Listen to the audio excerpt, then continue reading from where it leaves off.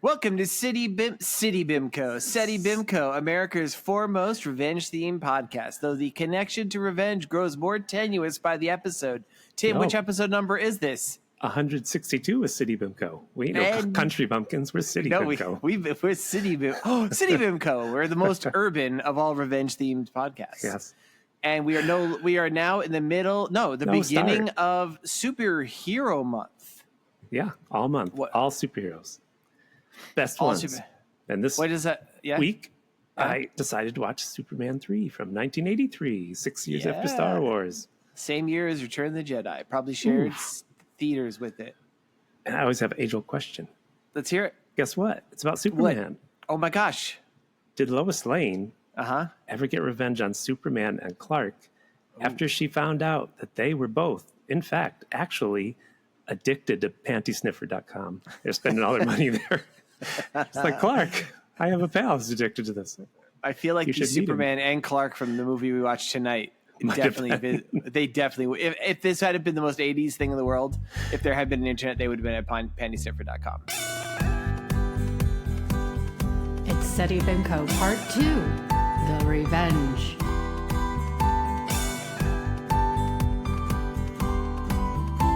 Oh, I'm Tim Hamilton, cartoonist for The New Yorker.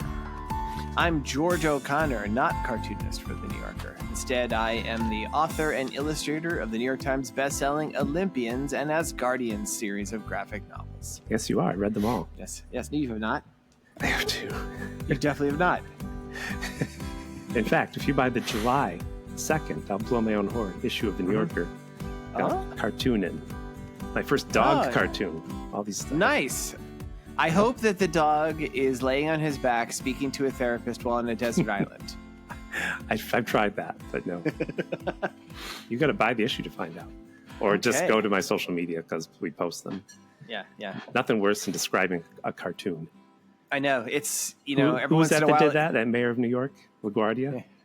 I read them on the radio. It was LaGuardia did it, and didn't also FDR as part of his fireside chats? Yes. And he'd be like, and then this. Effects. And you go, and then this panel, Sluggo goes, what? And Nancy goes, yow. That's my FDR impersonation, everybody. I don't think, was Nancy around back then? Probably, right? I forget what year. Nancy's it started a weird out one. as Fritzy. It was about her aunt. And it slowly changed. Was it Ritzy Fritzy, I think? All her sexual escapades. Yeah, because she was just banging her way across the Sunday papers. 20s. She was a 20s flapper. Yeah, she is. I follow maybe no less than 3 separate accounts that post old Nancy strips. Me too. Like, I would say, like, on Blue Sky, a good half of my feed on any given day is just Nancy. It's a good strip. People who listen to City Bimco, if such a beast exists, know that a lot of times we kind of shit on previous comics. No. Yeah. Just bad ones. Yeah, right there, that's a shitting on it. Like, we have frequently held up for ridicule Boner's arc. Yes, does that deserve it or not? Ridiculed the Lockhorns. We frequently head up for ridicule the non-existent Carter's crew, which turns out it's actually Motley's crew. Carter's crew is terrible. The one that blows my mind about the Carter's crew, Motley's crew, is a Motley crew is a thing. Yes. Carter crew is not a thing. So, like, why did you have that mix? It was Carter's administration in the 70s. It was his crew. I'm pretty sure Motley's crew didn't exist then either. It just doesn't make sense. It did, actually. It did. Yep. I was a kid. Know what else existed in the 70s, though, Jim? Superman.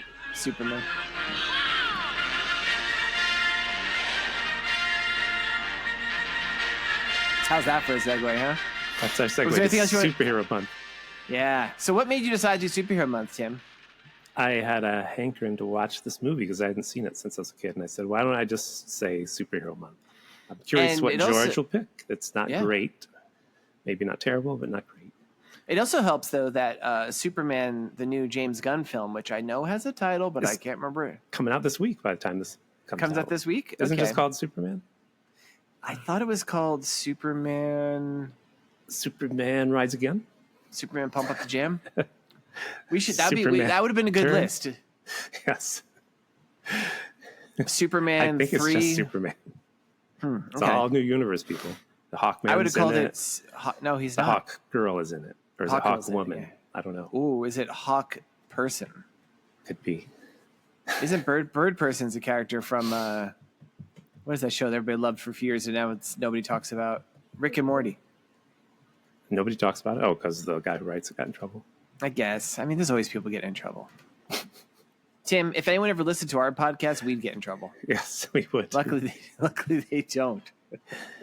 At the end of the show, we talk about reasons why this movie either should or shouldn't have a revenge sequel. I used to tell stories, and if you want them, just write a letter. I just thought episodes get long. Yeah. I want you to listen to this on the way to work and be happy. In all honesty, it's also a lot of work for Tim. Tim is the editor of these things. He makes the music. He writes everything. I just show up, I watch the movie, and I blither off the top of my head. But Tim does spend time concocting these. So we play off each other's weaknesses. Yeah, right? I have no weaknesses. We build on each other's My only castle. weakness is my devastating good looks. Yes. And that's a segue to talk about Christopher Reeve, right? Well, actually, yeah, that is a good way of talking about this. So, it's been a few years since I've revisited Superman 1 and Superman 2. I think of the two of them, I've watched Superman 2 a lot more. I'm a big General Zod fan. Yeah. Just for that Marlboro advertisement. Yeah, Superman 2 got a big poster or a truck, but Marlboro is there. Big letters. Yeah, does somebody get kicked through it? Oh, yeah. I remember, there's the bits of the silliness that infect this movie sneak in about halfway through that film. Because for those of you who don't know, the first two films were by Donner and Lester. Yeah, Richard Donner, and then Richard Lester. Well, Dick Lester, I think is his name. No, I think that really is his name. He goes by the guy who directed Hard Day's Night and Help, among other films. He steps in midway through Superman 2 because it went grossly over budget or something, and puts in some of the sillier bits. Like during the big deadly brawl with the Kryptonian super criminals where Superman is supposed to die. Before that happens, we see ice cream being blown out of ice cream cones into people's face. We see a guy's wig rip off. We see we inexplicably see a guy on roller skates being blown. This is a moment where our hero, we're supposed to believe, dies. This is like the end of Act 2, his lowest moment. And there's silly, ridiculous slapstick moments. Don't forget the guy in the phone booth who gets blown over sideways. He keeps talking on his phone. Keeps talking on his phone the whole time. He goes, what? And so this movie, this is without the touch of Donner. This is pure Dick Lester. And if you've ever seen those antique Beatles movies just mentioned, they're kind of silly. Yeah. So this is like silly. They fit. But Christopher Reeve, goddamn, it is good to see him as Superman, right? Yeah. He's. I don't think I've ever seen a superhero that I feel like he is what Superman should look like. When I see Superman and that new Superman movie is coming out this week, I'm sure it's gonna be good because I really like James Gunn. But the guy doesn't look like Superman because he's not Christopher Reeve. Yeah, it's tough. It's gonna be tough. It's gonna be tough to be a new Superman because Christopher Reeve, that guy was made to be Superman. And you said you thought Richard Pryor got top billing, but this is the first time Christopher Reeve got top billing because, of course, Marlon Brando and Gene Hackman probably got it first two. Wait a second. Did Marlon Brando really get top billing over Gene Hackman? I don't know who got top billing.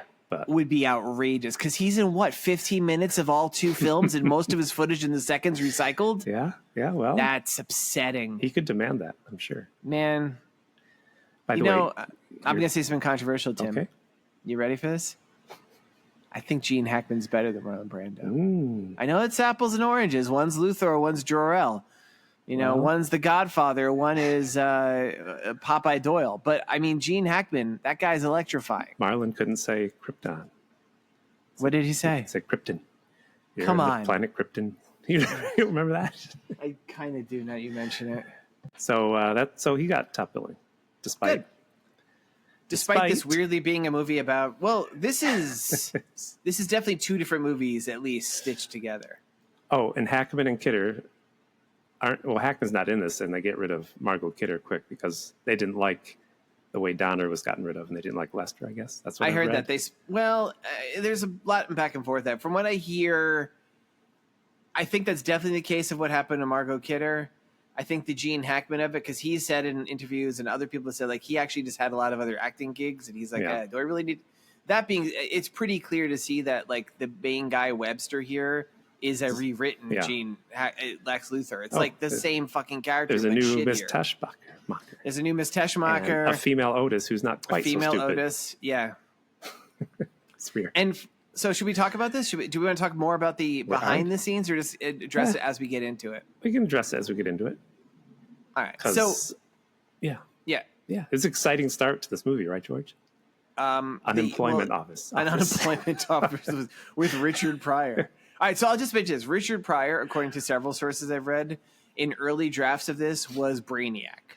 Oh, I didn't know I heard Brainiac was going to be in this. Yeah, he is like Brainiac is like possessing, or he's not possessing him. I think he is Brainiac's human identity. He must have possessed him. That makes all the sense now, because there's never an explanation in this movie. He's like, I don't know, I just do computer stuff. No, he is a guy. So we meet Richard Pryor, and legendary comedian who does have great screen presence. It's been a while since I've watched him, and so I'm like, oh yeah, Richard Pryor was like a huge part of my childhood. Family friendly comedy. He was. I know, weird, right? I kept. Yes.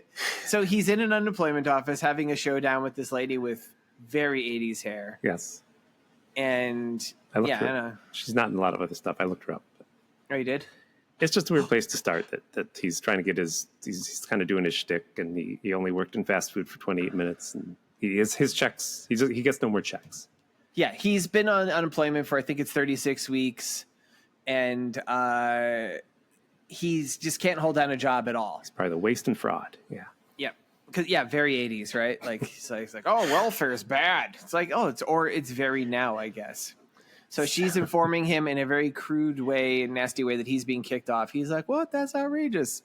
He gets kicked off the line with no money. Yep. He walks to the back of the line. He's smoking inside, which I'm like, how is this allowed? Like, this is why everybody looked like shit back then. I know.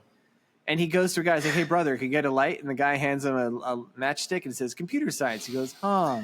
This movie is all based on coincidence. Everything. And that's it. And so what he didn't know, like, how old would you say he is here? He's probably like, it's hard to tell because everyone looked like shit back then. He's probably 40. Yeah, he didn't treat himself well, so. Yeah, and he set his face on fire, famously freebasing cocaine. Or that's not Gus Gorman. Or before? I forget. Oh, this is definitely after. That was 70s, right? I can't remember. I kept looking at his face to see if I could see the scars. I couldn't tell. But so that makes him he gets into computer science. And this is definitely that period of time when movies were like, computers are magic. Yes. It's like probably culminating in like a few years later in like Weird Science, where it's like, yeah, I can make a human being from a computer with God powers. There's lots of computer magic in this movie. Yeah. And then I saw the first two in the theater with my friend, and we were laughing. Like the credits in the first two, and like, how long are these credits? How long have we been sitting here? And then this one. Oh man, what a weird choice with these credits. Can you describe them? Oh. All right, so they're big white letters, but they get in the way of what you're trying to watch too. Yeah, the original Superman, as I recall, the credits they like zoom into space, they leave trails as they fly off, but it's over sky. Now we're watching this like weird antics in what I assume is Metropolis. Yes, Vancouver, I think. Yes, almost certainly, or maybe Toronto. Definitely, yeah. So it's kind of like zooming mid-level, and like there's people doing stuff. So there's these weird letters flying into their pelvises repeatedly. Yes. And just smearing the bottom half of the screen. It's so weird. And the credits play out, like, first off, Tim's right. There's so much going on. It's like, a Rube Goldberg cartoon. People know what those are? It's like the opening of Pee-wee on the streets. That's what it is, okay, for people. The opening of Pee-wee? That's a Rube Goldberg. And Pee-wee's Big Adventure, the way he has the ridiculous contraption to make his cereal and feed his dog. But this is like just this. We see what it's like to live in Metropolis. It's insane living in Metropolis, I guess. We have a blind man joke right away. Blind man with a dog. That's funny. Yep. I forget what happens, but he lets go of his dog and holds on to those machines as painting lines on the road, the yellow line. Yep. Paints on the street. Yeah. And I'm just like, where's your dog going? Oh no. That's my thoughts. Yeah, the dog's never seen again. Dog dies. But there's a guy selling like wind up penguins, and some of them catch on fire, and people are very concerned about these clearly toy penguins. There's a guy who's trying to help it, and do you actually have everything written down? You can do the actual thing. I just want to know why there's little balls of fire around a pit in the road in Metropolis. I've never seen that. Little balls with fire. Do you remember? That's what catches the penguin on fire. Yeah. I don't know. I've never seen those. That must be what they do in Toronto. And yeah, maybe. And it just goes on. And a guy gets like falls into a hole in the ground and gets concrete on his face. And people walk through concrete that they just laid down. Yeah, the character who is later revealed to be the Miss Tessmacher is walking through. I think she starts it because she's so hot. Yeah, somebody sees her and turns around and stuff. Yeah, Clark is the one. Yeah, he prevents her getting hit by a pie, but he slaps it in another guy's face. He slaps the pie in the guy's face who falls in the hole, and the guy doesn't say anything. He just kind of like sadly looks at the camera and is like, brr. And I'm like, Tim must know this guy. No. I'm just amazed what a jerk Clark is. Clark knows if he hit a guy in the face, and like he can hear and see everything. Come on. Yeah. That's why. I said I was going to tell this last week. The scene I hate most in Superman is that first night, the first Superman, that first night he's showing off his powers. One of the things he does is he comes down, gets a girl's cat out of the tree, gives it to her, and she runs inside and says, Mommy, a flying man got my cat out of the tree. And her mom goes, I told you not to lie. And you hear a big slap. You don't remember this scene? No. You don't remember that? And Superman just flies away. And I'm like, what a jerk, Superman. You made that girl get slapped. There's some scenes of violence on women in this movie handed for laughs. Oh, yeah. But anyway. So all this shit happens, basically culminating in the most ridiculous Rube Goldbergian series of events with a man crashing his car over a fire hydrant. The fire hydrant starts rapidly filling up with water. His car, And nobody, that car fills up with water from the fire hydrant. Nobody knows how to open the door or something. Or smash a window. Or smash a window. Jimmy Olsen's like, because he's there with Clark. He's just taking pictures, right? They're taking pictures, being like, wow, what a scoop. And Clark he's takes into snuff his films. time. We don't know that. Wait, Clark or Jimmy Olsen? Jimmy likes taking pictures. Wait, should we tell people that Clark Kent is Superman? Do you think people spoilers? Yeah. Yeah, spoilers. What is it? Clark does something. I didn't write my notes. Remember, he goes actually into a takes photo booth. Is that what you're talking about? Oh, yes. He changes from, first off, you're Superman. You can move so fast. Why do you even change? Not in this movie. He's man's slow. about to, he actually doesn't have very good powers in this movie. But he flies into a photo booth. He runs into his Clark. A kid had just put money in there, so it takes 4 photos of him transforming. Mm-hmm. He rips off the 3 of him as Clark, hands the one of Superman to the kid, nonchalantly flies off with this man who's definitely been completely submerged underwater for like a minute in his car. And rips open the car and saves him because Metropolis is a city full of clowns and idiots. It is. And everyone's like, "Yay, Superman!" They saved a lot of money on special effects in this movie. I'll get there. There's certain spots. I'm gonna like this movie. It's weird. Like he flies around the world. He flies to outer space. He does stuff, but it's so small scale. The only way this movie makes any sense is if like Metropolis is a small town about maybe 3 blocks long. Mm-hmm. Smallville is like a house. And then there's like 3 people in like Italy, 3 people in Colombia, and a few other places. It's like Italians. The world's population in these movies can't be more than 600 people. And most of them are in Metropolis. But then we go to the Daily Planet. Jimmy Olsen is taking pictures of these new rich people, which is basically Lex, who is Weaver, or what's his name? Webster. Webster, yes. And Jimmy, oddly enough, the new Miss Tashmacher, he took lots of pictures of her cleavage. Yep. She was very pretty. Uh-huh. She had a very high squeaky voice. Jimmy's a little pervert. Jimmy is you know what? There's a... All right, well, I'll get into Jimmy's weird age. Yeah, it's coming up. Yeah.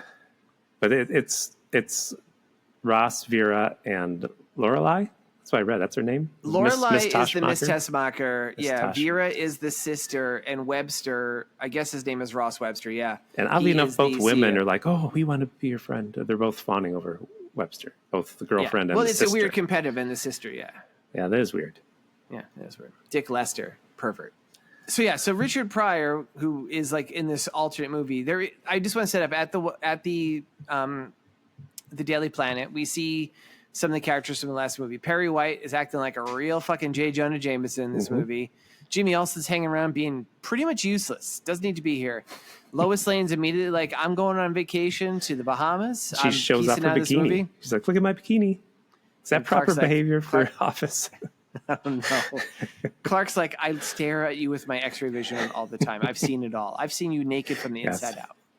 And then Clark is going to his 20th high school reunion. He thinks it'll be a good story.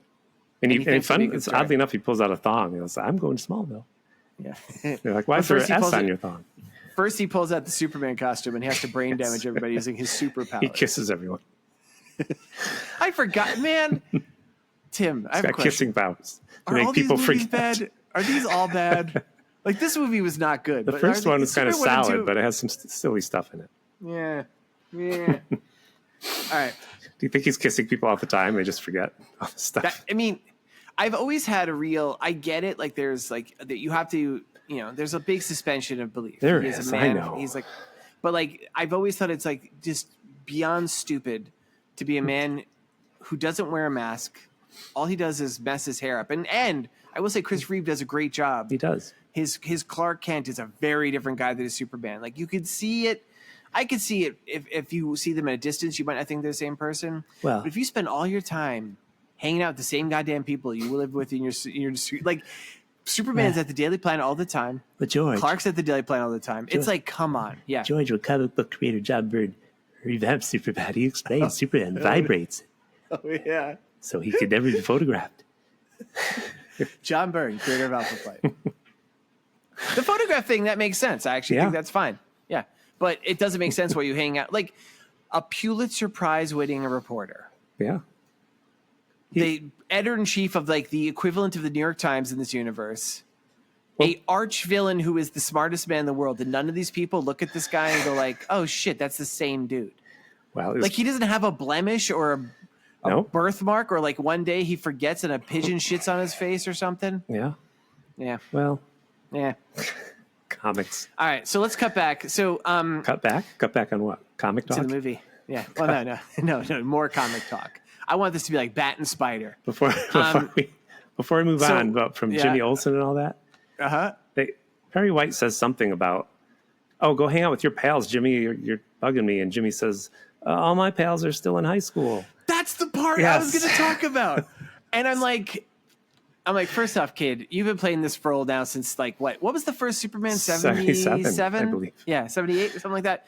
You've been doing this role for like 5 years. You're clearly 30 years old. Yes. So either I'm supposed to believe that even though Clark Kent is going to his 20th high school reunion, meaning he's pushing, he's late 30s, early 40s, maybe. Yeah. So he's aged. You either have not, or you're still hanging with high school kids. Well, I think maybe he only hung out with the dumbest kids in high school and they never graduated.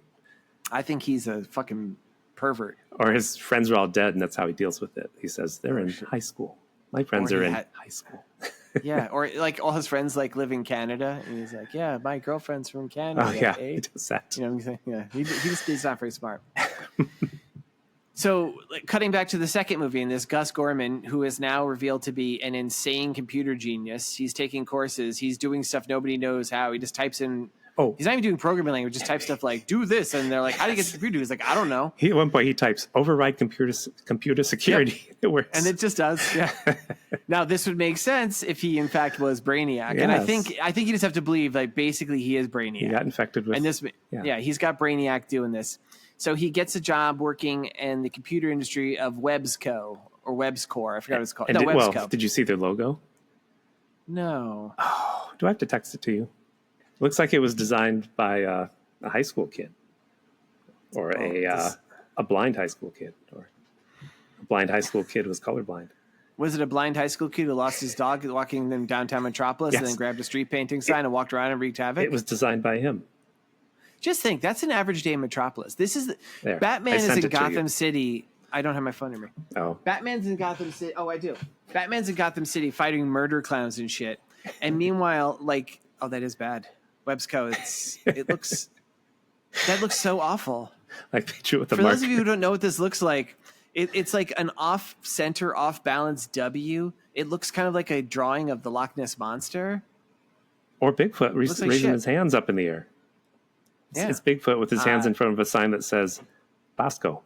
Bosco. Does it make you miss Bigfoot month? Yes. So he gets a job working at this place. He's the best computer programmer they have already, but he's really mad because different taxes and stuff are taken out. He's like, why are all these taxes taken out? And the guy's like, so you have money when you're 65. He's like, I need money now. I want to party now. Somebody mentions, I want to party now. Yeah.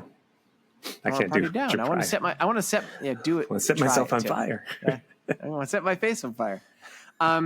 and he learns about like how when the banks do, like the computers do thousands of transactions each day, and sometimes it's fractions of a cent, and he's like, well, what happens to the little bits? Like, I don't know, it just goes into ether. So the using his powers, George, it's called half a cent. Half a cent. Yeah, he does say half a cent. George calls it half a cent a little bit. It is a little bit. Are you a pirate? It's a halfpenny, and a halfpenny will do. So he goes and he stays late, and he writes his. If you've ever seen Office Space, this is the famous bit. He writes a little program, sets it to his pay account. Can I tell that you a all secret? those little half a cents? Yeah. This is the bit on Office Space. So have you ever seen Office Space? Yes, I'm gonna tell a little story. Okay. Shh. All right. What? I mean, I was actually trying to get my a plot wife and thing out, I but both watched this movie in an altered state, and at this point, my wife was like, "Wait, are they still in the plot of Office Space? the penny." I know. No, Gene, this is where it started. She knew that, Gene, but she forgot. Yeah, I mean, they literally call it over and over again. The plot from Superman 3. Yes. So for Anyway. those of you who haven't seen Office Space or Superman 3, basically all those half a cents that just get dropped, he has them rooted into one account. And so next pay period, it's his account. He gets a second check for expenses, and this check is for $85,000. Yep. Tim, play the music. Oh, got to play music. George's Courage Currency Kerner. $85,000. Tim, this movie came out in '83. You want to guess what the equivalent of $85,000 back then is now? Let me see. Maybe $1 million?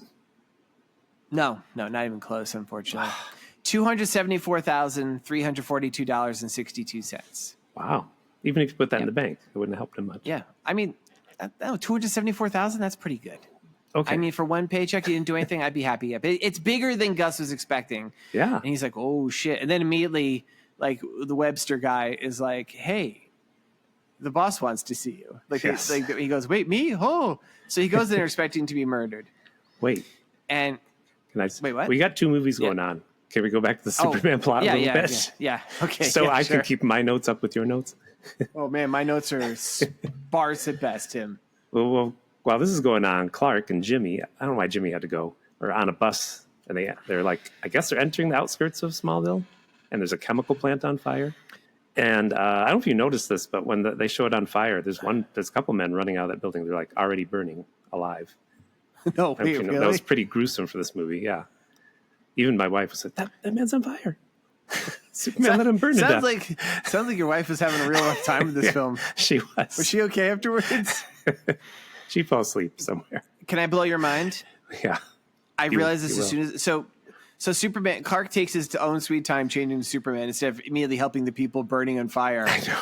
And he lands down. He's like, "Can I help, sir?" Like to the police chief. No, not the police chief. The fire chief. The fire chief's, "Give this man a helmet." And he turns around and goes, "Oh, never mind. It's you." Tim, did you recognize that guy? Oh, is he the father in Family Matters? No. He is. If you've ever seen Aliens, he is the sergeant Apone of the Colonial Space Marines. Wow, I didn't know that was him. Ladies. Because I've seen Aliens like 50 times probably. The second that guy's voice popped up, like, "Oh fuck, it's Apone." I didn't know that. I was pretty excited about Apone. I did notice him. He appears more than once.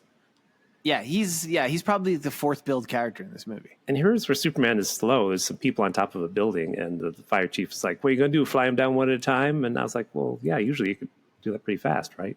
Yeah, no, instead he like rips off like a weird gerbil tube and makes him slide down. He's so slow in this movie. Because Jimmy falls in flames, and he just walks towards him slowly. Yeah, Jimmy. Yeah, so Jimmy breaks his leg and is like stuck in the fire. Just create a problem. And it's also weirdly that's the end of Jimmy in this movie. It's like, Jimmy, why were you in this movie? That's right.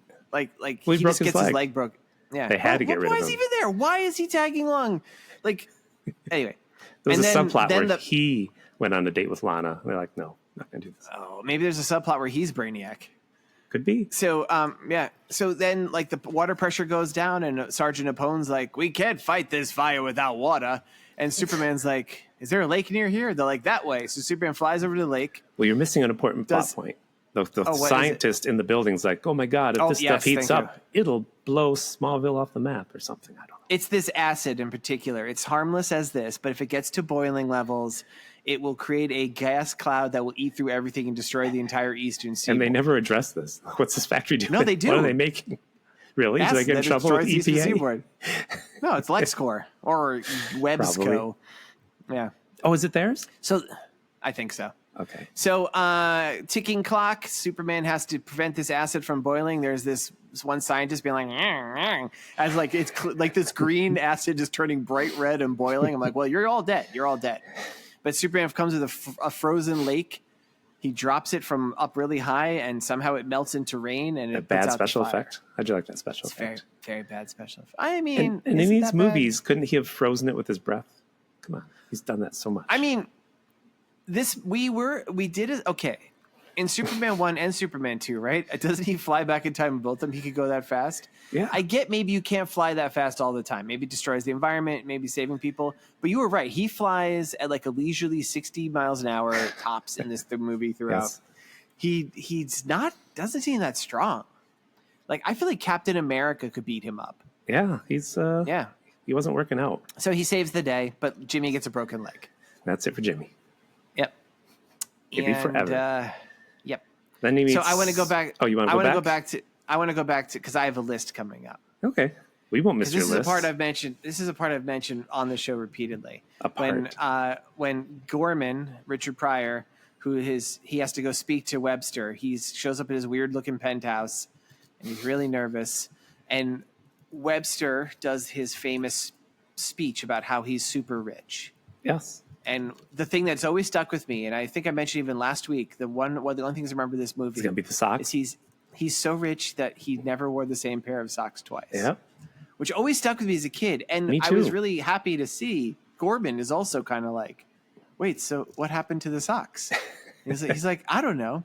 So Tim, here's a list. Oh my God. Of what happened. Here's a list of what happened to those socks. You right? I'm ready.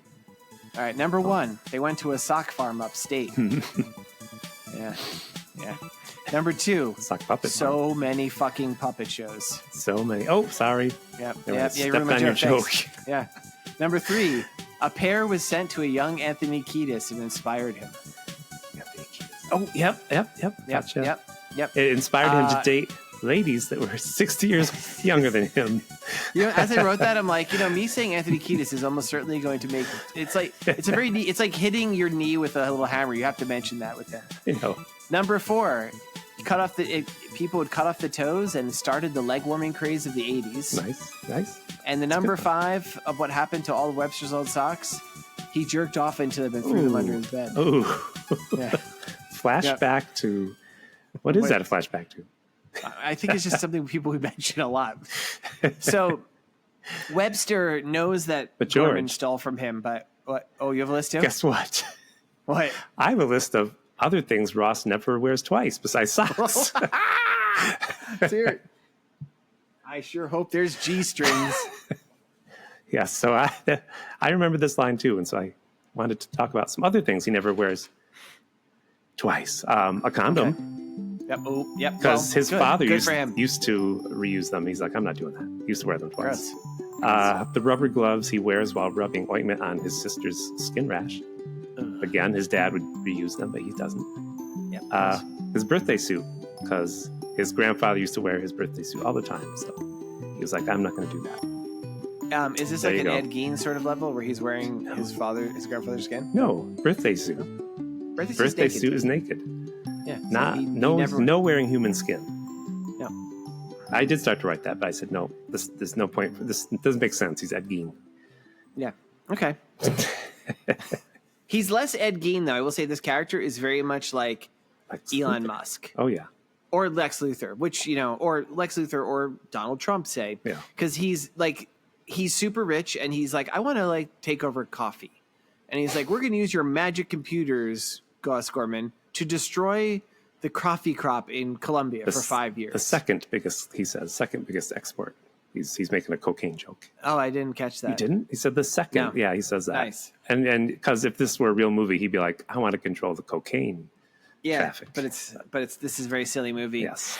And like Richard Pryor's like, you have so much. Why do you have to do this? And he goes, you don't win unless everyone else loses. Yep. I'm like, oh yeah, that's That's very much the current billionaire credo that's ruining our world. Yep. So he enlists Gus to somehow take control of these Vulcan satellites, which then cause... Well, they're weather satellites, which well, I was not a kid when I saw this. I was like, weather satellites don't control the weather, but he programmed the computer to make a weather satellite. Yeah, these are very magic satellites. Yeah, these could do a lot, these satellites.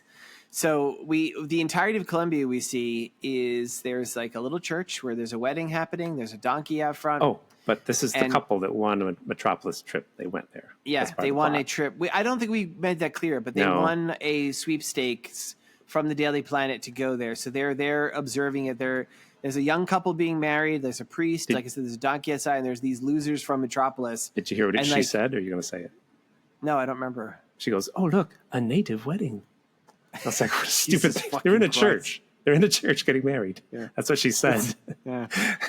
But then, like, we get treated to various stock footage of waves and rain, and like just parts of the church are falling down. A guy, the priest gets like, well, actually the groom and bride both get nailed by bricks, but they get up. But the priest just lays there. I'm like, that priest died.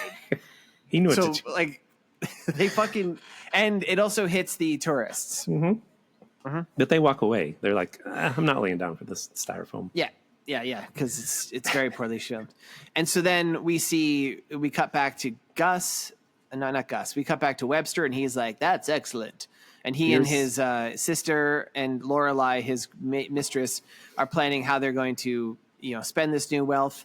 And then Richard Pryor walks in and goes, man, I did all I could, but I didn't know that was going to happen. They're like, what, you destroyed Columbia. You did a great job. He's like, no, Superman came and saved everything. Here's where I think they save money, because they let him act it out. I think you're right. Yeah. With little bit. It was Superman. Actually, I will say it's kind of clever, where it's like Richard Pryor describing all the stuff Superman does to save the day. We see little snippets here and there, but you're absolutely right. And I actually was thinking, like, this is kind of smart. Like, especially because all of Columbia we got to see was like one room. Stock footage, I guess. Yeah. Oh, wait, everybody. It's the return of Tim's weird pronunciation of footage. Say it again for us, Tim. That's how I say it. I don't understand. I know. I don't. It's stock footage. You say footage. Yes. You fucking weirdo. That's what I say. The root is foot because it was measured out in length, not photo, right? Like no, we're talking about photos. Moving photos. No, it's pictures. Called footage because they actually were talking about how long it was. Well, they'd be like the same way they would newspapers. Say tomato. How do they measure newspapers? They would be like, I need 6 inches for the column. Yes. You'd write enough to fill 6 inches. The footage was how much reel of it, like how much of film was used. Okay. How many feet? Why don't they call newspapers news inches? I don't know. All right. So I just want to establish Gus Gorman, cool at destroying a country. Yeah, he's kind of a weird character. He's like, I don't want to do bad things, but I will. Right? Yeah, definitely kill people. Yeah. Yep. And then I guess, oh man, we're going long, Tim. This is not. We've lost control of this movie. We don't need to. He skis off the building. This is the first. Yeah. He's like, I want more money to Webster. And Webster's like, are you threatening me? And he does something, and all of a sudden he accidentally falls off the building, skis down the side of the building, lands in the middle of the street, totally fine. Yeah. He plummets like 60 stories and awkwardly walks across the street and skis. Strange choice. Again, this would make more sense if he was brainiac. Yes. We have to do Clark at his fucking high school reunion. Well, he just meets Lana. He's like, oh, Lana. Oh, his old love, Lana Lang. She's divorced with a kid. They're playing Beatles, by the way, because Richard Lester directed a Beatles movie. Yep, they play like the entirety of Sgt. Pepper. Roll Over Beethoven? No, that's Sgt. Pepper. No, Sgt. Pepper. They're all like, my mind's blown. Because the entire world in this universe is just Metropolis and like 6 people in Smallville. Lana's like, well, I'm divorced, and the only guy to date in the entire town is, what's his name? Brad Wilson, who, if you would have asked me, I would have thought was Steve Lombard from the comics. Me too. He's not. Yeah, he's the old in my brain football guy he's just drunk in town going, yes, I won the big game. 1969. And he's just a big drunk now. He's not Lana's ex-husband, isn't he? Is he? No. Oh. He's the only guy. She had a child. Was a guy named And she never mentions where that child came from? No, she did. She said, he said, I'm sorry to hear about you and Brad. But Brad is that guy. Brad is that guy. Brad. Oh, right, not Brad. Brad. I think he's the ex-husband.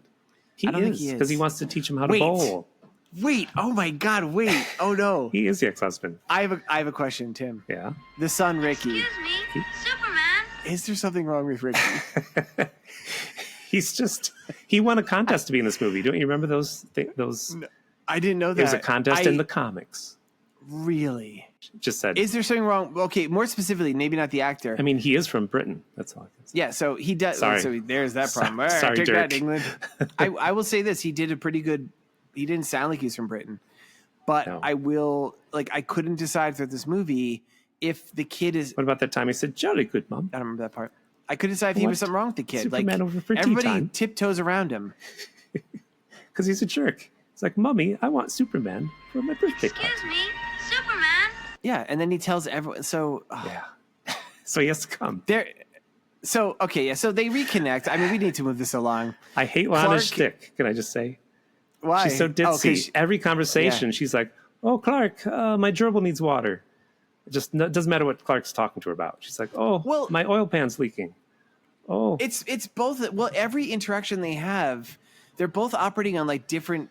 Like either she's saying something like how she's like you think she's going to say to Clark how much he likes her, and he's saying something very obvious about something different, or vice versa. They're never on the same wavelengths. No. It's weird. You know, she played Ma Kent in Smallville, right? That same actress. I like that show. Yeah. It was like a comic book used to be. Subplot and a story. Oh, nice. They did a good job. Oh, so they send Gus here. I meant to look this up. When were IP addresses created? Because they send Gus. They say you need to go somewhere small and do this computer stuff, so no one will ever find you. And of course, they send him to Smallville. Gus, which the computers have IP addresses. I assume back then. What's he trying to do in this one? Oh, what was the next thing he was going to do? He wanted to get. The next thing he was going to do was he wanted to create Kryptonite because. But he didn't have to get into this computer for that. I think this is. This is when he did the satellite. I think, wasn't it? Oh, okay, that's all. I don't know. They just thought if you go to Smallville, no one will find your computer. Yeah, so it's a huge coincidence. So he goes to Smallville. Not only does he go to Smallville, Gus, he goes to the same place that Brad, the possible father of Ricky, the possible ex-husband of Lana Lang, is the night guard. And they show up, they get drunk together. How do you know he's an alcoholic? That's what I want to know. He brought alcohol. And he does a white man act. I thought it was funny. Best part of the movie. That was pretty funny. Yeah, it was pretty funny. And George. Yep. Brad is a night watchman there all night. You know what he reads? Playboys. Well, one special Playboy from 1982. It's the Smallville cheerleader issue. Oh my God. If she doesn't have the initials LL, I'm just going to leave. No, the centerfold was Valerie Galleria. She was the top cheerleader of 1978. Her turn-ons, pom-poms. Her turn-offs, palmetto trees. Her favorite food, pomegranate. Favorite TV show, Cheers. Right? Place she'd like to visit, Pompeii. Cheers. She's top cheerleader, George. You're looking confused. Oh, jeez. Her favorite pet, Pomeranian dog. Okay. Her favorite football cheer, Smallville, Smallville, you're our team. Our nearby toxic chemical plant renders us unable to make a rhyme. Okay. Nice. Me, Superman. Brad out, and he has to tie him up because it takes two hands to get the computer going with the keys. Yep. They do a whole slapstick thing with that. It just goes on very long. They play funny music. Yep, silly music. Oh, the Beatles are KFC gets 3 shout outs in the scene. Like there's a KFC bag on the wall. They walk by it twice. And then the Colonel walks in the background and just Yes. spikes the camera and then walks on. Yes, it does. Yeah. It's just eat chicken back there. Folks, I apologize. I don't think Tim and I have ever been this lost in the weeds of a movie plot before. Well, this should have been before they even did the Columbia thing then. I know. I see it now. I got my right here. Fake ski mountain. Skis off the Okay. bridge. All right. So here's a couple things that happen. I just need to get these in really quick. Clark is friends with Lana now. They're kind of quasi-dating. They go on a picnic in the field with Ricky, who's maybe got something wrong with him. And Ricky's dog disappears. No, because something's wrong with Ricky. Ricky falls over, hits a rock in a field where they're harvesting. That's what I'm saying. But he's looking for his fucking dog, and he falls over, hits his head, is laying there unconscious. She's like, Ricky. This is when she looks at it. She notices her oil pan's leaking. And Clark, again, rather than saving the kid right away, turns into Superman, flies over there at the last second, captures a combine harvester from annihilating this kid, gives the guy riding the combine harvester a look like Buddy. I'm like, don't blame him. Yeah, he doesn't know. There's a kid laying down the field, and then he flies back carrying this stupid kid who's maybe got something wrong with him with his bleeding head. The kid wakes up and goes, Superman? Excuse me, Superman? He flies him back to Lana, who he had just been hanging out with as Clark Kent. Yep. And she's like, "Oh, I'm Lana Lang. This is my son, Ricky." Ricky's like, And then he goes, "And where's Clark?" And then, like, Superman flies off, and then Clark backs out of a drain. He's like, "I found the dog. The dog's okay." I'm like, and then they're like, "You miss Superman." He's like, "I see Superman every day." And they're like, "Can you get me an autograph?" He's like, "Sure." And my favorite bit of acting, it's like, they always want an autograph. He's so annoyed. Yes, he is. So Clark Kent's like, "Goddamn stupid kids." Because he probably got that in real life, right? That's the joke. Probably. That was probably an ad lib. That was like Christopher Reeve, like just seconds before he picked up the kid playing Ricky and gave him I was about to say something bad. And we found out Superman likes dog food because he's eating the dog food. Oh, yeah, Superman eats dog food in the scene. He is an alien. Maybe he likes cat food and gerbil food. I mean, we already brought up the specter of John Byrne, so I'm going to bring it up here. Yes. As established during John Byrne, Superman is solar powered. He doesn't need to eat. He does have digestive stuff. So I wonder, as a kid reading these comics, being like, did he say he doesn't didn't normally need to eat? Yeah. I didn't remember that. It's in like Man of Steel #1. He's talking about Ma Kent. He's like, "Ma, I eat your food even though I don't need to eat." Okay. But so it's a unique thing for him to eat because he's completely solar powered. So that means he digests on occasion. So is it like, does that mean like one of those times he's like, the best part about eating is when I make a super poo afterwards? Because that's got to have some. Why? It's got to have some super parasites, you're saying? I mean, it's just not something he does usually. It's like he could feasibly go weeks at a time or more without eating. All of a sudden, he's got to put that whole system into to use again. No wonder he wears his underwear. You're saying he's got to put it away somewhere because science could find it and use it. Is that what you're saying? I wasn't saying that, but now I'm thinking of that. That's what you can make bricks out of it, probably. All right. Yeah. Maybe poops in outer space. So then Richard, they're like, I remember reading a newspaper. Kryptonite hurts Superman. They're like remembering facts about Superman. Webster decides he has to kill Superman because he saved Columbia. And they're referring to, like, didn't he say he's from a planet Krypton? And like and Lorelei, who is actually super smart but pretends to be dumb, she's like, "Oh yeah, it's from the planet he's from. It's rocks that he was from. Like, but the planet doesn't exist anymore."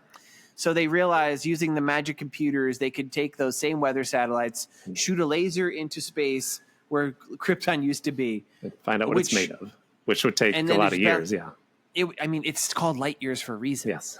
Unless Krypton was like a foot, like, like where the moon was, this shouldn't be taking place like in minutes, but it does.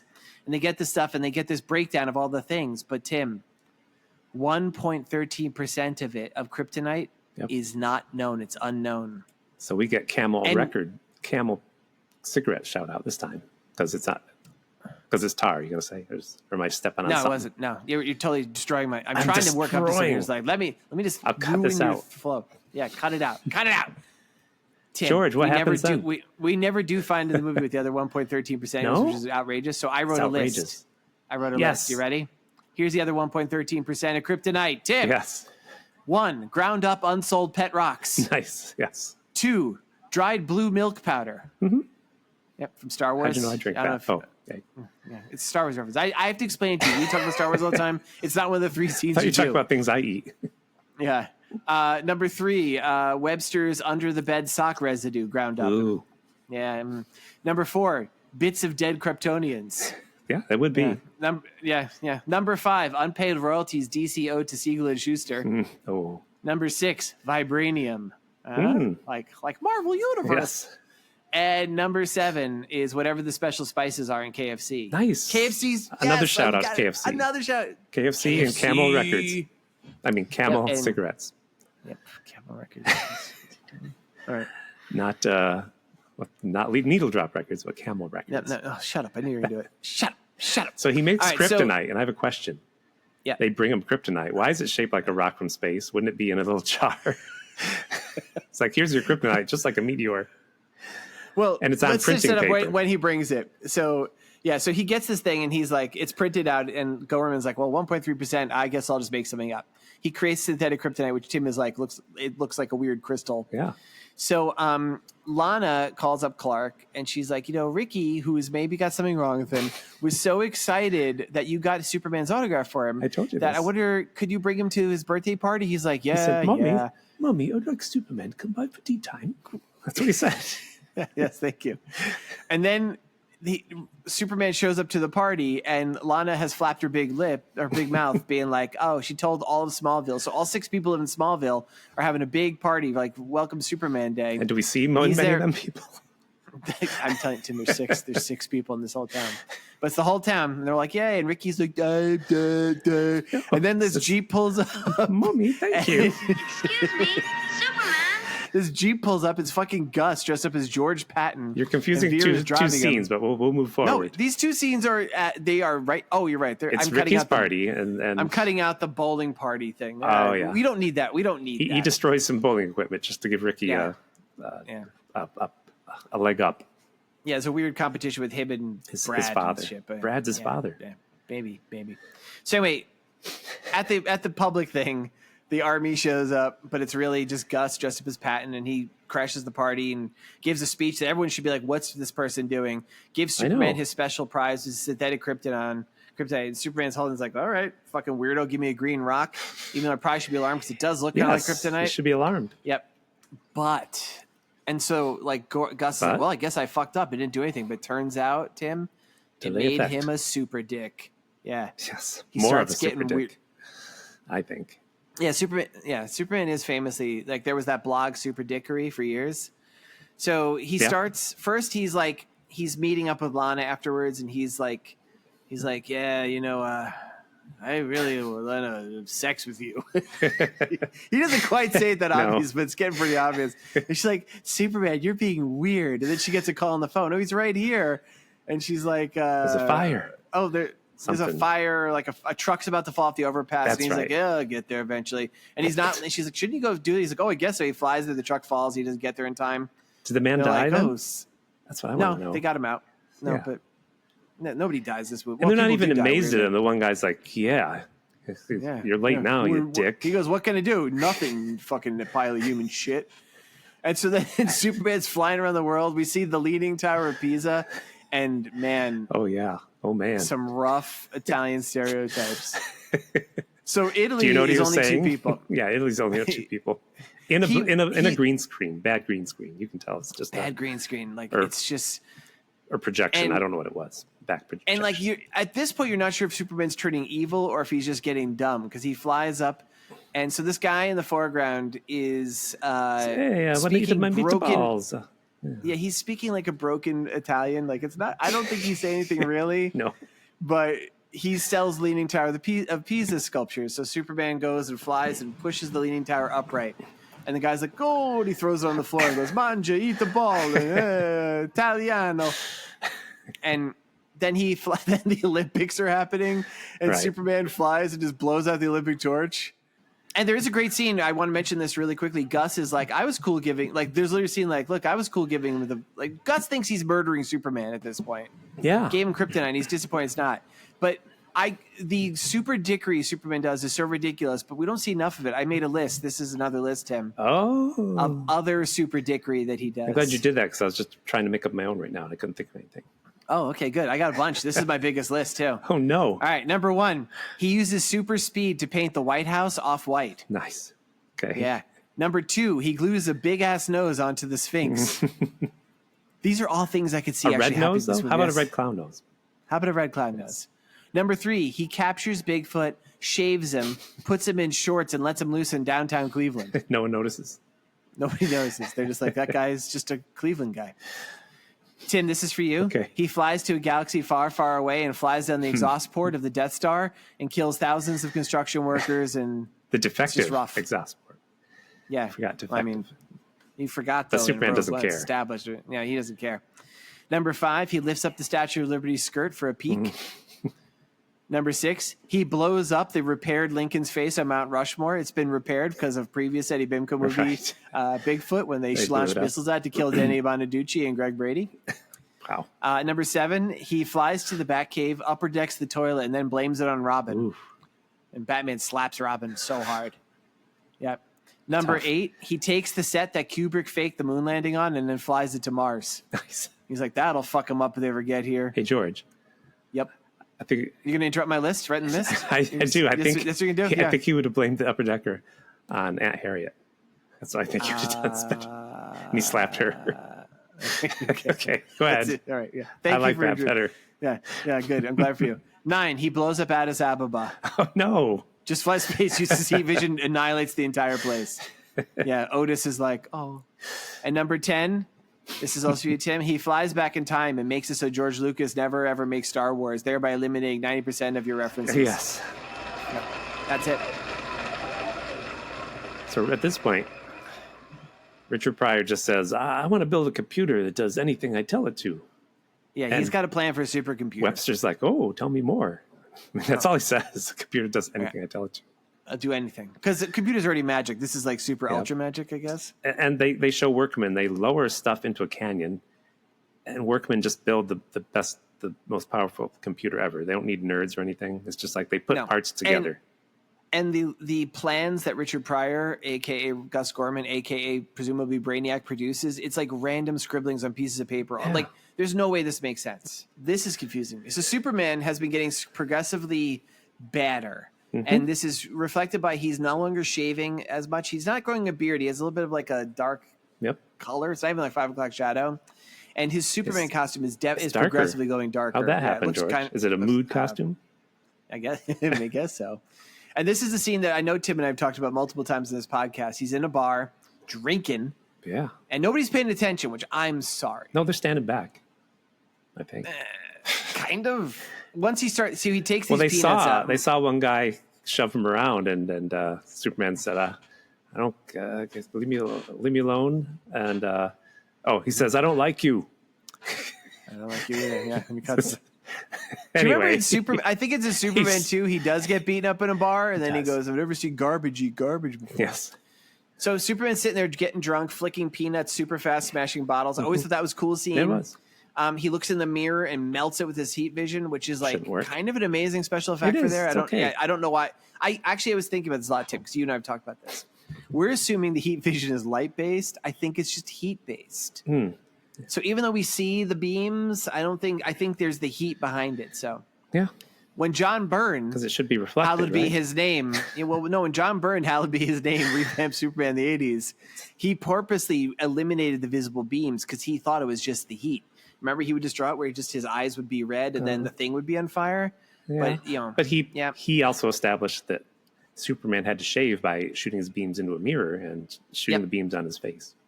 Yep. Well, no, that was established by Kurt Swan. You sure? I thought John Byrne did that. Absolutely. No, that's something. We're going to look it up. We'll be back here next week, folks. We'll find out. I have an old Kurt Swan comic where he can't do it himself because he has a mirror and he has to get Krypto and Supergirl to shave him for him. That's weird and kinky.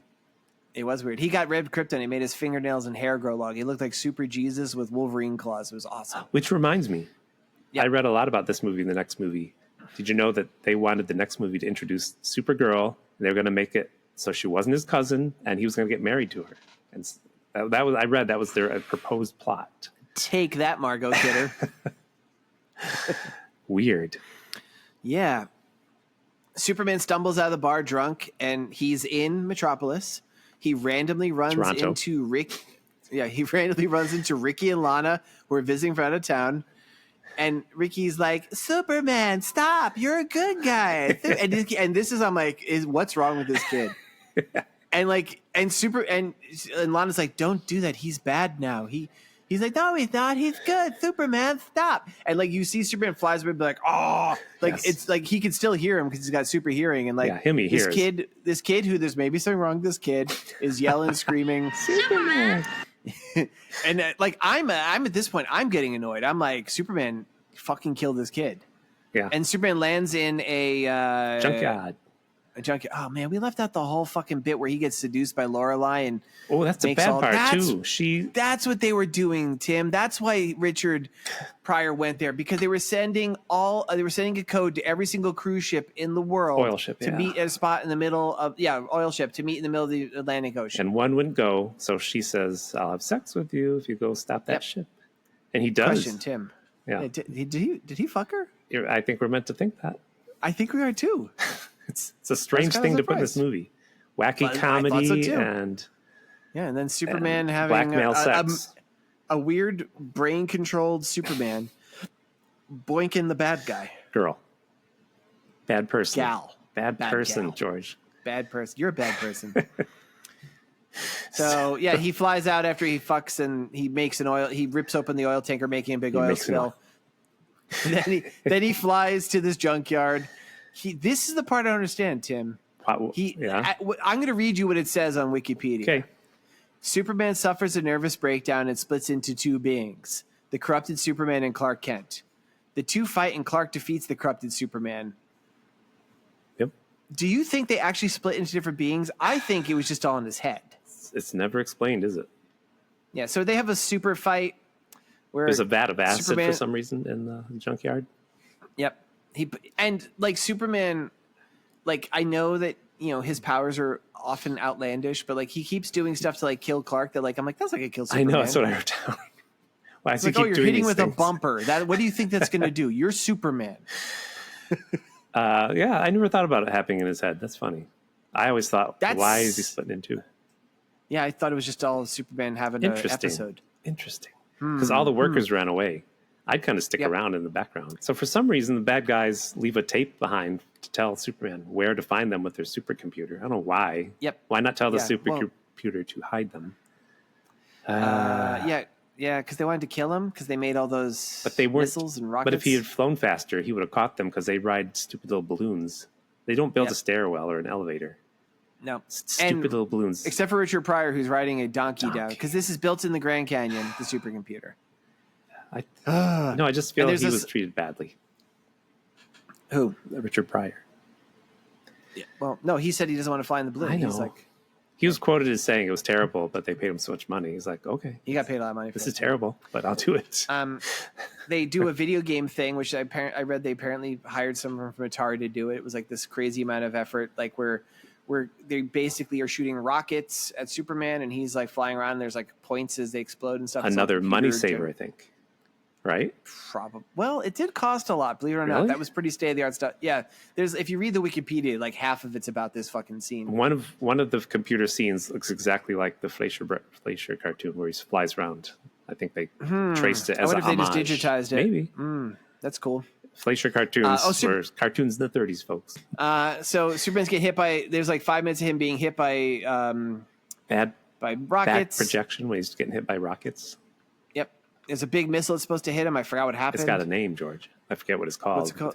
What's it called? I think it's called Vulcan. No, Vulcan was the satielites. Oh, well. It's a big missile, knocks him out for 5 minutes. What's another planet from Star Trek? It's the Uranian. It's the Uranus. Uranium, I was trying to say. Uranus is no joke. So Webster, Vera, his sister, and Lorelai are in the ultimate computer. Just pushing buttons, and they apparently we're maybe thinking they turned it on the wrong order because Richard Pryor hasn't gotten there yet. It's his baby, and the computer quickly becomes self-aware, and it starts leeching power off of nearby power things and stuff. Well, that's after they kill it first. I mean, they try to kill it because Richard Pryor doesn't want to kill Superman. It's killing him with. No, that's after. No, it's already leeching power off because they're like, it doesn't even have power. Superman shows up and they're shooting with kryptonite rays because now they figured out what's actually in kryptonite. Yep. And he's dying. And Richard Pryor, who's dying. He's lying on the floor. Goes, and Richard Pryor, who has already destroyed Columbia, has put all the energy in the world into the middle thing, has straight up tried to kill Superman and just only failed because of his own ineptitude. He's like, you can't kill Superman. He takes an axe and he hits the ray that's doing it. And then now he and Superman are friends. Not quite and friends. And now the computer the computer starts shooting. Comes to life on its own. Webster, and shoots Lorelai, comes to run. The scene that everybody remembers this movie, it grabs Vera and sucks her in with some kind of cool computer animation, not computer animation, stop motion animation, turns her into like Frankenstein Metallo or Brainiac or something. That's what I thought. Yeah, Richard Pryor and Superman at the end is the only time they're like on screen together. It's very surprising. You're right. That is they weird. must have had a contract that was like, we don't want to... You think there would have been a scene where like Superman interacted with him before that, saved him maybe or something? That is weird. Probably Jim. a contract, like neither one wanted to show the other one up. I don't know. Do you think Christopher Reeve was that sort of guy? Do you think Richard Pryor was that kind of guy? I think they guy? had a scene they cut out. They wrote for them. That was like Richard Pryor's like he likes baseball and Superman's like, well, I know this team and the name of the player on first base is what? What? God fucking damn it! It went on too long. They said we're not going to put this scene in here. I agree. It went on too long. So, but yeah, it's funny. They weren't. They're together at the end. Oh, you want us to tell how it ends? This super smart computer. Superman has brought some of that acid from the beginning. Mm-hmm. He goes and gets it, and he gets it, and it hits him with it heats him up, and it burns the computer, and the computer dies. You think the computer would analyze it and know all about it, but the computer, which was able to successfully work out what's in kryptonite, just didn't, So the computer dies, blows it up, and Superman flies Richard decides. Home.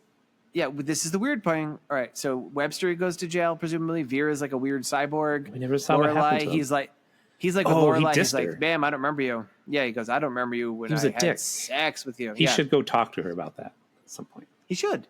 Yeah, he's just like, "I don't know you. I don't know you. You're dirty. You smell bad." But for some reason, Gus, who is this I will say, Gus straight up has superpowers. He's got some sort of weird technology powers. Yeah, keep talking. Everything all right? All right. He's got these weird technology powers. He's able to bend the laws of probability. He fell off a skyscraper on skis and was fine, and nobody seemed worried about it. He's a menace, and says Superman flies off with him, the guy who is the architect of all this destruction, and he goes and they land at the same fucking junkyard again. Yes. He's like, "Hey, you guys got a computer?" And they're like, "Yeah, the boss got one of those little toy ones." He's like, "This guy's pretty good at computers." He goes, "Well, with Superman saying you're good at computers, you want a job?" And he's like, "No, I want to know where the bus station is. I'm getting the fuck out of this movie." Right. Superman's like, "Can I have a piece of coal?" They're like, "Sure, fucking weirdo." And he compresses it, makes it into a big diamond. And then he flies to Smallville because Lana Lang had to hawk her diamond ring, which I guess her ex-husband gave her, so why she want it anyway. And he gives her this giant diamond ring. This thing must be $1 billion. Yeah. And although he's like down on smaller when he gives it to her, so I think he kept half of that. He did. Yeah, he did cut a bit off. He probably drove that into Webster's skull. And he's down on his hands and knees, not on his knees. Looks like he's asking her to marry her, but I guess he's not because it's all this stupid stuff. And Brad comes in. He's like, "What?" And he takes a swing at Clark and I don't know, somehow launches out of the room on a dessert cart and falls into an elevator. It's like, what the fuck? Yeah, it's dumb. Gets a pie in the face. And then goes down the elevator. Goes into the laundry chute. Get a pie in the face. He literally gets a pie in his face, doesn't he? Goes into the laundry. Yeah. They press him. He's flat. Yeah. They hang him up to dry.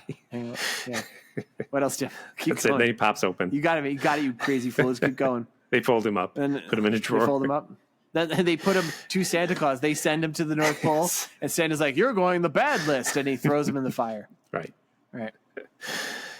And so then we go back to Metropolis. Blah blah blah. But that's where Lois sees the ring. She's like, "Ooh."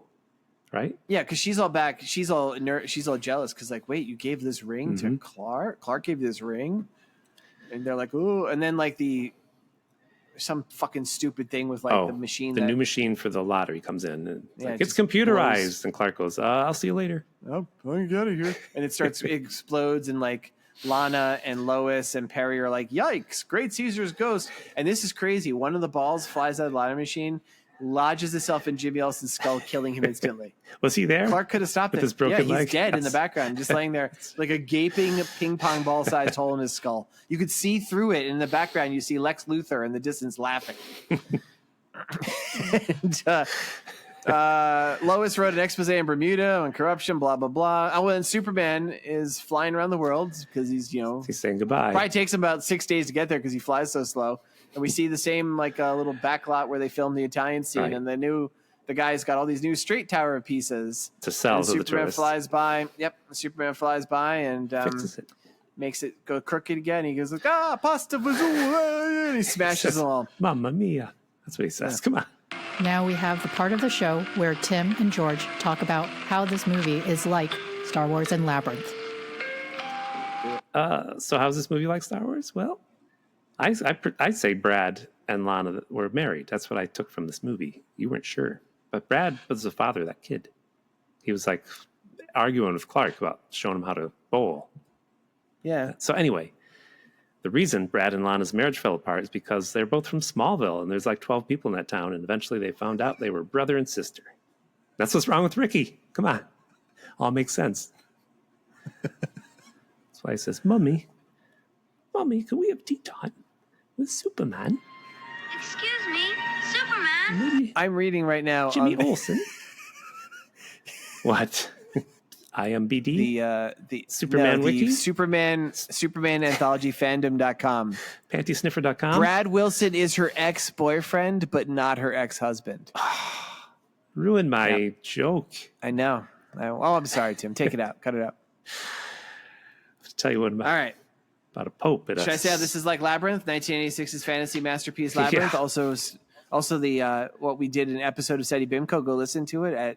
Tell us what you think. Write to us, SETI BIMCO. Tell us if you want the stories back. @gmail.com. Yeah, you want the stories back? This is like Labyrinth, in that Labyrinth prominently displays David Bowie's bulge. This movie prominently displays Christopher Reeve's bulge. Does end. it? Never got a close-up like... Yeah, no, that's not really. I'm just saying maybe David Bowie's got more of a wang. I thought you were going to say it was like it because of every time someone is around Ricky, they go, smells bad. I can't just... Seriously, what was wrong with? I couldn't decide this entire movie. I'm like, is there something wrong with Ricky? Wherever you are, wherever you're hiding, I'll find you. Revenge. So right. our new thing is, I just was going to do a list of why this should or shouldn't have a sequel, or George likes to talk about who maybe would want to get revenge. Want me to go first? Yes. Well, this does have a sequel, so I'm just going to say I didn't want it to happen because I don't want to see Gene Hackman debase himself by agreeing to make a canon Golden Globus-produced movie, which he does. Oh, yeah. And Crazy, I forgot that, yeah. How did they get him? I don't know. Money, I guess. It's 1987 isn't big enough for Superman, Quest for Peace, and the Masters of the Universe movie. Same year. That's the year that killed Golan Globus, too. Like, that's the last year they did movies because they just destroyed themselves making those movies. True. That's a true fact. And It is true. I don't want them to waste their money making Quest for Peace because I'll be seeing RoboCop like 3 times that year. Can you believe that's the same year? No. Truth-based, I call them jokes. Oh, boy, strap in, folks. That's what I call them. Wait, is that all about your revenge stuff? Yeah. See, it's quick. That's it? If you people would rather have a Mine is, story. I got a letter from somebody saying they want the story back, so I'm going to do a quick story. You personally got a letter? Yep. They wrote to me. Who? So I'm writing a story. And by writing a story, I wrote myself 2 sentences to tell me What's the name of this person? Okay. I'll bleep it out if it's your mom. It's my mom. Yeah. You're just making up a story. Okay, go ahead. All right, so here's the thing. There's a lot of wronged parties in this. There are. I thought about, how does Lex Luthor feel about this guy stealing the shtick? How does Miss Teschmacher feel about this guy stealing the shtick? How does Otis feel about this guy stealing the shtick and the destruction of Addis Ababa? There's a lot of people. How about Jimmy Olsen getting a ping pong ball through the head and dying? He wants revenge. That didn't happen. Lois Lane wants revenge on Clark for giving a giant diamond ring to Lana. Ricky wants revenge because there's something wrong with Ricky. But the person I'm actually going to focus on is the Italian guy at the end. Yeah. Because it turns out, you don't get it in the movie because there's so many deleted scenes and stuff. Mm-hmm. You're like, how did they find the extra ingredient in Kryptonite? What was the missing ingredient? Because the supercomputer genius / brainiac wasn't able to tell. There was no new information coming in. Turns out this fucking guy did. You mean how the computer figured it out? Yeah, well, the computer didn't. It did all it could. Mm-hmm. But this guy, the Italian guy who was mad at Superman for straightening and re-straightening the Tower of Pisa, He knows what the missing 1.13% of kryptonite is, the unknown bit. I know what it is, but I'll let you say it. What is it? What is it? Tell me. Olive oil. I was going to say oregano, but yours is better. Olive oil. So we know what he does? What? Like our previous co-host, John Kelly, he chugs 6 bottles of olive oil, and this grants him powers. Just the same way like Metallo from the comics, he's powered by his kryptonite heart. Sometimes the thing that hurts Superman gives you powers akin to Superman. That's all of us, George. That's he deep. becomes l'uomo de Accio. Nice. Which I think that's how you say the Man of Steel. And he flies through the world so fast using his newfound olive oil powers. He goes back in time. Okay. He goes back to 1970 whatever, Superman 1. He goes to that scene when he's a little kid holding the truck up. Yes. And he kicks him in the balls so hard that he flies into the sun and kills Superman. Yeah. You go right for death. Always, man. I mean, that's what we do with the Italians. They're not going to fuck around with this. He's like, I let you live once. So what happened? The Tower of Pisa. Next thing you know, you put a big stupid nose on the Sphinx. Hey. Why didn't he go back and tell Brad, grab a piece of kryptonite? Oh, he goes back in time and he throws Brad into the sun too. No, I thought he'd help Brad pick on young Clark. That's what I'm saying. No, young Clark doesn't even make it to high school. Okay. He's ball kicked into the sun, Tim. He's dead. No, that would make him They're more powerful. Dead. Sorry to be a geek, but Superman's powered by a yellow sun. I understand that, Tim, under normal circumstances, but I posit that the much weaker version of Superman for these movies would, in fact, be incinerated. All right, done. We're all done. Okay. I'm checking the mailbag. Nothing is there. Nothing. Just write us if you want a story. I'll do stories. Right, yeah. It might have been our tour of the United States that destroyed me. Maybe I just need a breather. Maybe I can do it. Maybe. All right. Maybe. All right, Tim. And now it's superhero month, so George is going to pick a superhero movie. That's how it works. Tim, my choice, because yours was influenced by the summer blockbuster season playing out now in 2025. You chose Superman 3 because of James Gunn's upcoming, maybe called just Superman, maybe called something different. Superman's Vengeance. I am inspired by the upcoming a little bit, maybe not, and maybe in like a week after this episode will air, maybe 2 weeks. The upcoming Fantastic Four relaunch called Fantastic Four New Steps has inspired me to do the original unreleased Roger Corman version of the Fantastic Four. Which can be found. Saw it once long ago. You can buy the DVD, right? I remember that was like if you went to comic book shows, like throughout like the 80s, 90s, 2000s. This was like there was always guys selling this thing. Right. It was always like, wow, do I want to see that? I'm like, I never pulled the trigger. I've never seen this, but it's on YouTube under the name Unreleased Fantastic Four 1994 full movie. Cool. So I think it's got a plot where Dr. Doom figures out if you collect all the half pennies from the banks, can make a lot of money. Yeah. And Dr. Doom is played by, let's say, Dave Chappelle. Yes. Tune in next week. Fantastic Four. Fantastic Dr. Doom Four and Igor. Like Jack Kirby. All right. That's not how Jack Kirby won't be annoying. How do you talk? I think he talks like this. Well, listen. However Ben Grimm sounds this movie is how Jack Kirby will sound in my brain. We'll say goodbye now. Bye now. Bye. Bye now. Oh, go your own way. Bye.